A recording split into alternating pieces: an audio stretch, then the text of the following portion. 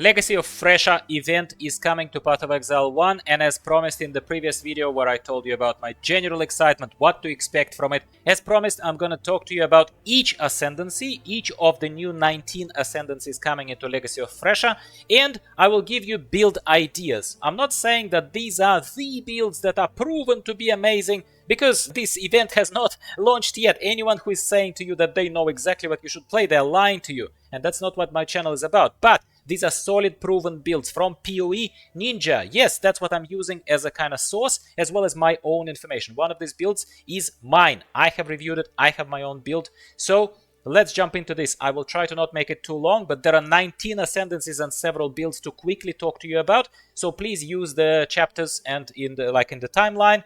If you are attention span starved or are interested in only a particular ascendancy, that's fine. We will start with Ranger. Ranger ascendancies, first one is Daughter of Oshabi or Oshabai. Generally, what do you need to know about the ascendancy is that it can go tanky, choosing the Oath of the Magi path, kind of the build. It is builds that are maxing evasion and other kind of things, giving you can be really tanky with them. Also, interestingly enough, Oshabi allows you spell slinger play. If you want to play with a spell slinger, spell supports and stuff, then that's a particular set of builds. We're not going to dive into those, but that gives you an idea. Also, Daughter of Oshabi might give you shrine buffs and poison by inflicting grasping vines. It's built into the ascendancy. That's interesting gameplay, gives us some ideas. You just need a solid enough build to sort of take advantage of that if you want to go poison way. Yeah. Second ascendancy is Whisperer. Whisperer can give you also a variety of playstyles, but here specifically what stands out to me is that they are giving your projectiles extra potency by giving you forking projectiles. They are giving you spell damage boosting nodes that are increasing attack damage. So even if you're investing into spell boosting in your build tree, then attack will be increased by 150% of that value, which is interesting. An interesting spin, gives us some ideas there. It is giving you free frenzy and power charges, which is amazing for the fast attacking Whisperer Ranger, I suppose, play. It gives you an option of stealth based and blind based gameplay.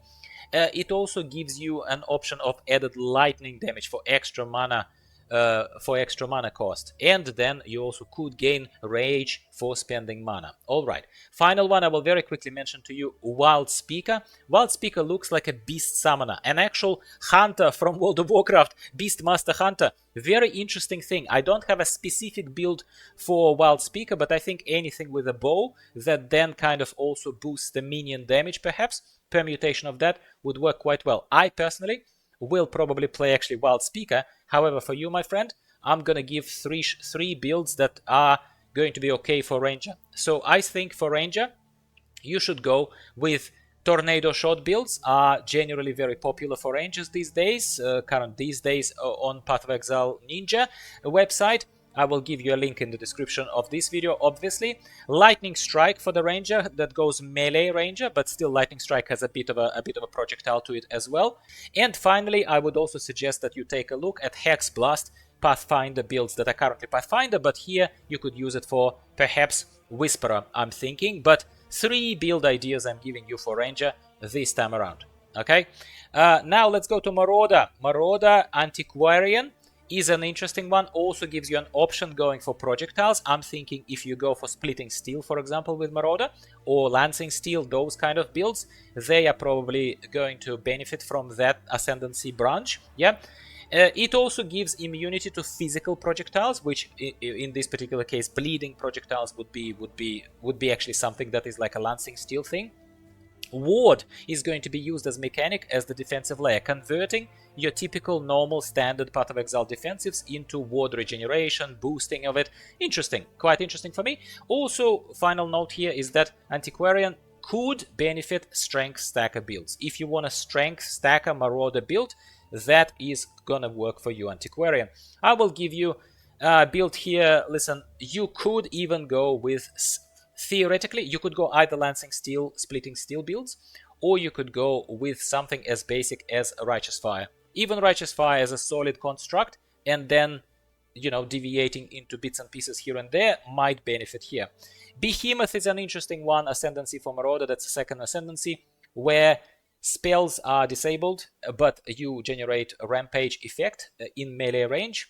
It gives you fortification and life regeneration very generously, and it also promotes, not exclusively, but promotes unarmed attacks. If you want to make a build or experiment with a build that basically does not use a weapon. It's interesting, it's bold, there are no ready builds that I could have found out for you to give you a link in the description that would give you an unarmed build, but if you want to go that way, mate, Bob's your uncle, I suppose. So Behemoth is a bit of an enigma for me. I haven't decided yet exactly what I'm going to do with Behemoth. That's probably one gap in this lineup that I currently have. But you tell me, my friend, if you came up with a better suggestion here. Final Ascendancy for Marauder is Ancestral Commander. Ancestral Commander is totemic gameplay. If you want to stack strength, if you want to use, you know, one of those totems that smash others with little hammers, if you want to use Spirit Summoner on a variety of triggers, also on crits, on blocks, on savage hits, on totem deaths, then spirits are going to be summoned and support you with this kind of minion-like build, I suppose. And obviously it's still a Marauder, so we also have here branches in this Ascendancy that are going to boost your war cries and going to give you exploding corpses on Warcry. That is apparently a very popular gameplay, so those type of builds are going to be okay. Again, another build link I suppose that I can give you here is something that seems rather generic to me but can be versatile, and it would be a ground slam of earth shaking.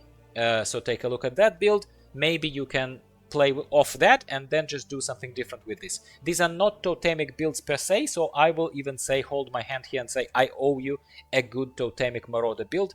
At the point of recording of this video, as you can see, I have a lot to go through, but I do not see other good totemic Marauder builds right now. I would take one from you, so tell me in the comments below if you found one. Shadow. Shadow is interesting. So Surfcaster is the first Ascendancy. It's about chilling and shocking.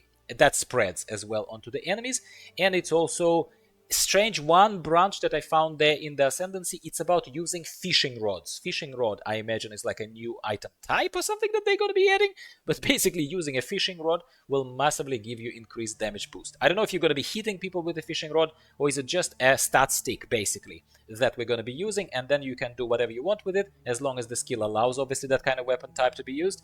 But that is an interesting one. I'm not sure about Surfcaster. I'm just not sure about it. Servant of Aracali, though, is a different story. That's another second Ascendancy for Shadow, and that is something that summons spiders, casts webs, hits enemies harder, the ones that are ensnared, and also gives poisoning chance to minions. Amazing, fantastic. Lots of stuff will work here, because whatever you use, as long as you hit the enemies, you will cast webs, as well as you will also generate spawning spiders on hit of the enemies. Awesome. I am personally very interested in the Servant of Aracali. That's what I'm going to possibly be playing if I try Shadow, which I likely will. Final Ascendancy for Shadow is Blind Prophet. Blind Prophet is curious, interesting as well. They actually have done such an amazing job designing this.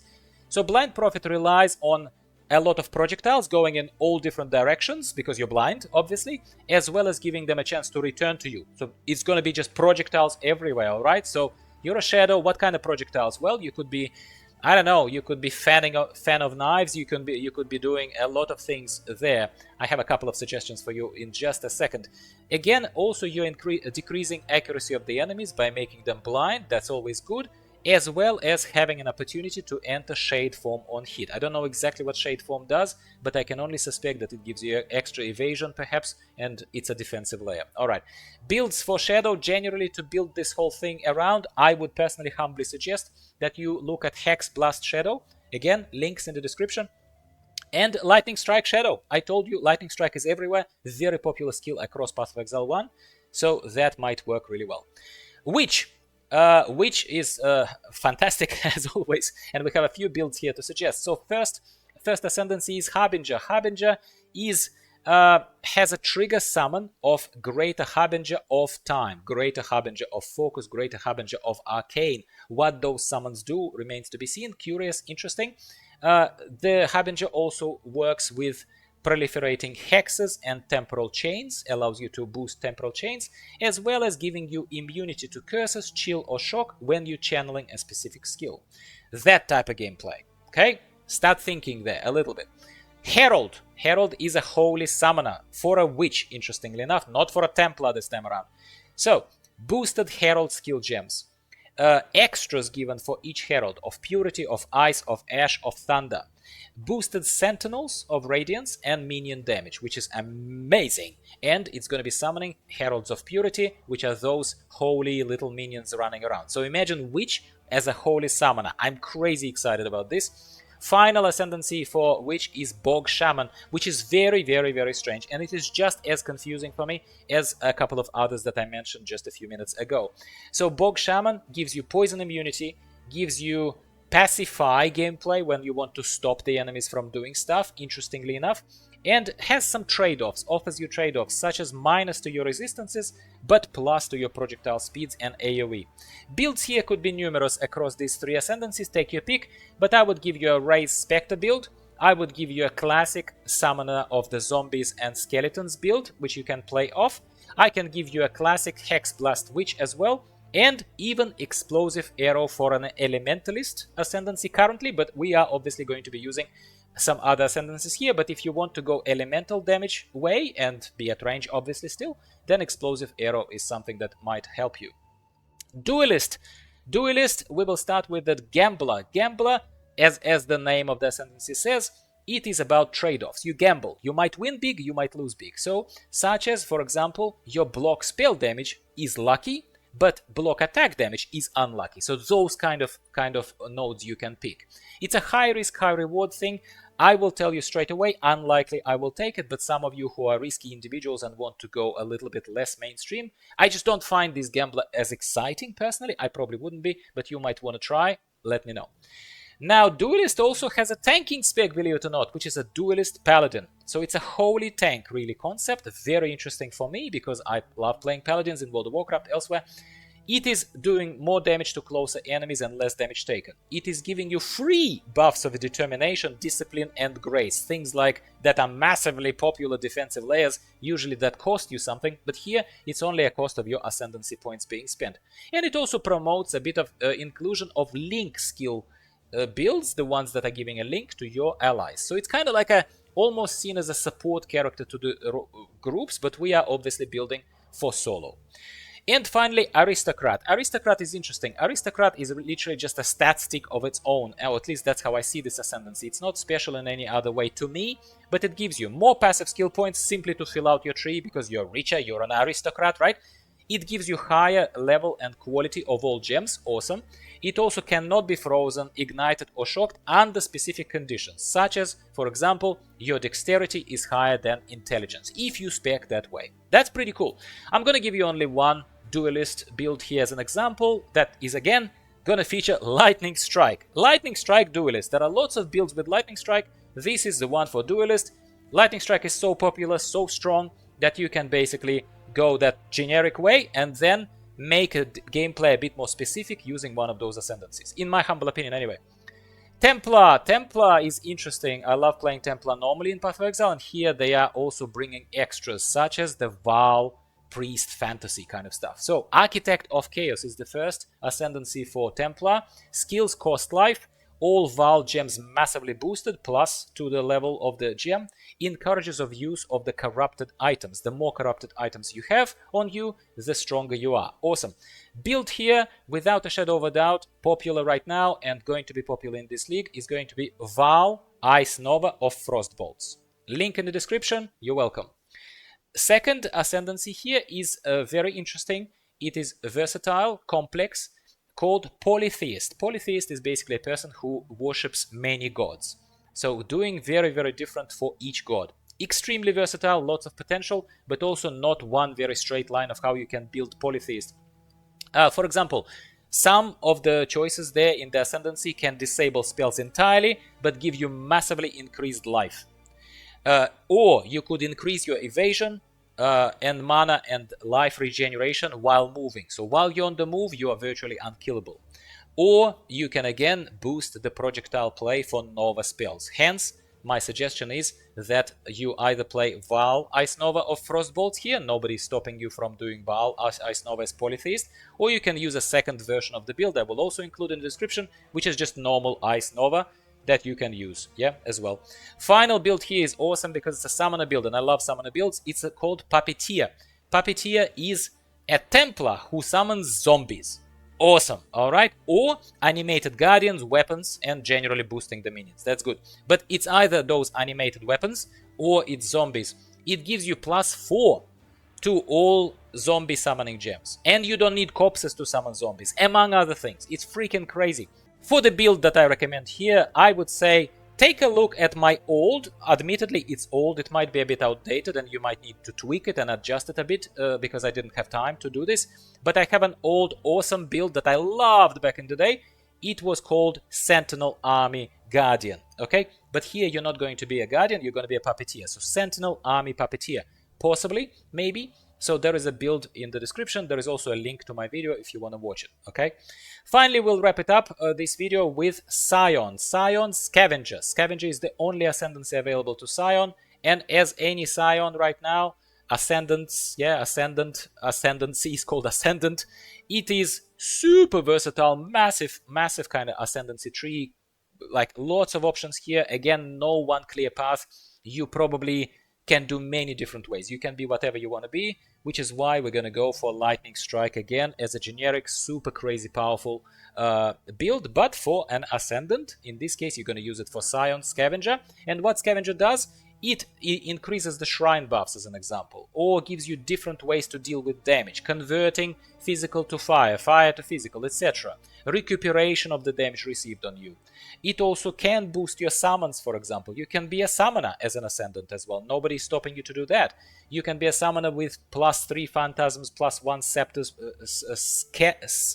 Spectres, thank you, and 2 Zombies and 3 SRS. Is it worth it? I have no idea if you're trying to max out the numbers of your minion army, but you can be a very powerful minion summoner as a Scion Scavenger. That's it, my friends. The video is already too long. I spoke as fast as I could. Thank you very much if you're still with me. Give the video a like if you haven't dropped out yet so that YouTube can show it to more people. I hope this gives you at least an idea and a vector of which builds to start the Legacy of Phrecia event that is starting on February the 20th.